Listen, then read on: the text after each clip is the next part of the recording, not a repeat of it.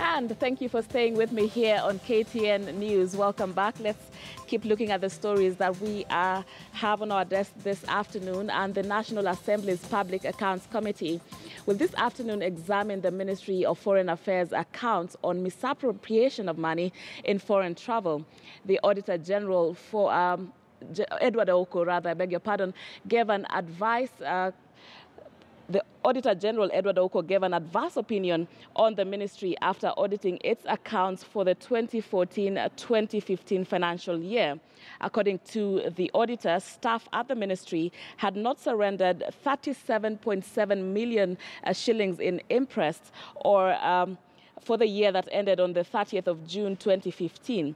The auditor says that staff at the ministry have not surrendered excess money issued on foreign travel amounting to 36.8 million shillings in the last 3 financial years. My colleague Patrick Amimo will be keeping an eye on this story for us and actually joins me now from the City Centre studio just to tell us what we can expect from this. And a good afternoon to you, Patrick Amimo.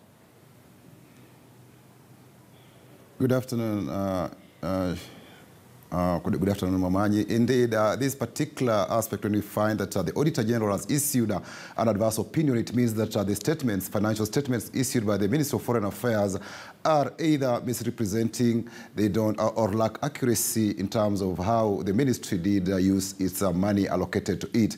And especially when it comes to foreign travel, this is something that all officers that are entitled to get these stipends in terms of per diems as impressed when they travel out. They're supposed to ensure that this money is accounted for and or returned or surrendered to the ministry or to the accountant 7 days when they return to the station. But this particular ministry, it appears it's notorious and in not returning or surrendering interest, and that's something that the Auditor General Edward Ouko has really captured in his report.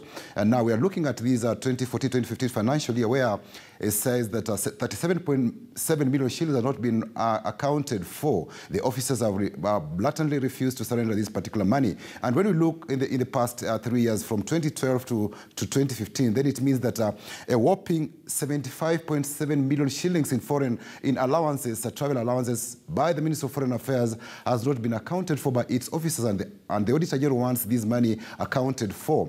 Like, for instance, in the 2012-2013 financial year, staff at the ministry could not account for 22.5 million shillings in foreign travel. This money they were given, they went out of the country or never even went out of the country, but then on surrendering this money, they've not done so. And the auditor is so concerned that even the principal secretary, who is an accounting officer, has not found it necessary to compel his officers, those who got this interest, to return this money as per the law. So the PS in the ministry has infringed the laws when it comes to accounting this for this interest. In the 2013-2014 financial year, 577,000 shillings in allowances was not surrendered to the government. And also in the 2014-2015 financial year, we saw at least 14.8 million shillings in travel allowances has not been surrendered. So this is a matter that the Auditor General is very much concerned about, and wants the ministry to come out clear on this particular matter. That's why he's given an adverse opinion on the financial statements.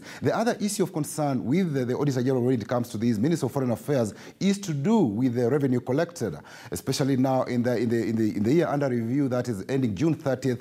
At least 71 million shillings was lost in revenue, and this is a matter of concern. And he identified 4 missions which are also notorious in this particular matter. In 2013-2014, we had the London mission. We lost 137 million in revenue collection, and this was in London office had London Embassy 82.3 million shillings. Rome Embassy lost revenue worth 47.4 million shillings. In Addis Ababa, 6.3 million shillings, and Washington DC 1.5 million shillings. So these are money that was supposed to collected revenue, but then these embassies cannot account for this cash. So it means that from 2013 to 2014 financial year and 2014-2015 financial year, it means that the country, these foreign missions, are yet to account for almost 200 million shillings in collected revenue. So these are some of the things that we'll be conversing later as the Public Accounts Committee meets Minister of Foreign Affairs officials. Right, Patrick, and before I let you go, it seems that this is a recurrent issue every financial year, seeing a lot of money lost from excess money that are not brought back or unsurrendered interest. Have we seen in the past that this case has gone beyond investigations, perhaps any punitive actions taken?